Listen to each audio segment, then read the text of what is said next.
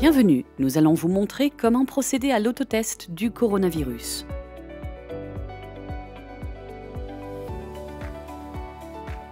Ce dont vous aurez besoin: un mouchoir en papier, le tube et la solution tampon, le bouchon compte-gouttes, la cassette de test, le tampon stérile de prélèvement nasal, autrement dit le bâtonnet pour le nez, une montre ou un téléphone portable avec minuteur, si possible un porte-tube, une pince à linge ou un récipient pour poser le tube. L'autotest doit être effectué 2 fois par semaine, le matin à la maison. Les matériaux du test doivent être conservés à température ambiante, c'est-à-dire entre 15 et 30 degrés. Première étape: se laver soigneusement les mains avant de commencer. Se moucher. Deuxième étape, la préparation. Retirez le film du tube et le poser sur un support. La solution tampon se trouve dans le tube.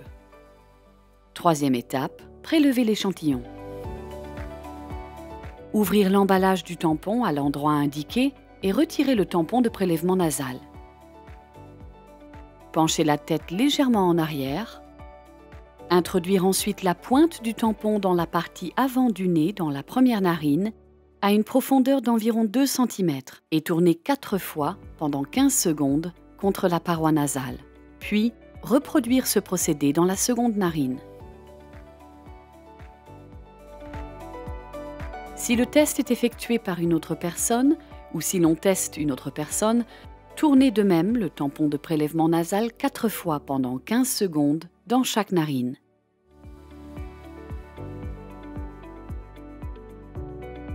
Quatrième étape, insérez l'échantillon dans la solution tampon.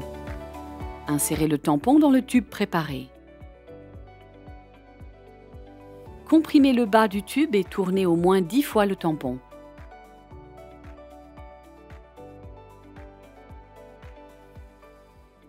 Ensuite, maintenir la pression sur le tube et retirer lentement le tampon.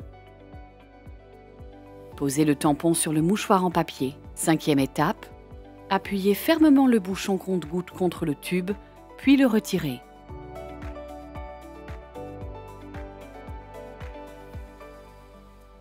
Sixième étape, déballez la cassette de test et la posez sur une surface propre.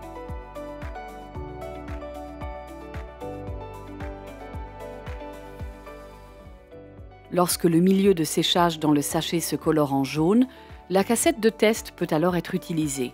Le sachet pourra être jeté par la suite.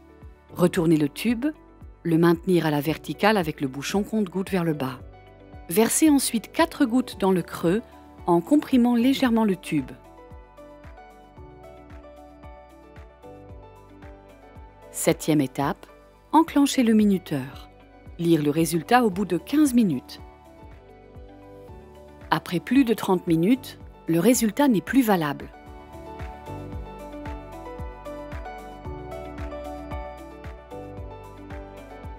Si un trait n'apparaît qu'au niveau du C, le test est alors négatif. Le virus n'a pas été détecté. Dans ce cas, il est possible d'aller à l'école ou au jardin d'enfants. Si un trait apparaît au niveau de C et un autre au niveau de T, le résultat est positif. Le virus a été détecté. Le trait compte même s'il est pâle. Si une écolière ou un écolier est testé positive, elle ou il doit en informer son école sans délai. De plus, un test PCR supplémentaire doit être effectué dans l'une des centrales de test. En attendant le résultat du test PCR, cela signifie donc rester à la maison. Si un employé de l'école ou du jardin d'enfants obtient un résultat positif, il doit en informer sans délai son employeur et effectuer également un test PCR supplémentaire. Si un seul trait apparaît au niveau de T ou carrément aucun, alors le résultat n'est pas valable. Dans ce cas, vérifiez le déroulement du processus et répétez le test avec un autre kit de test.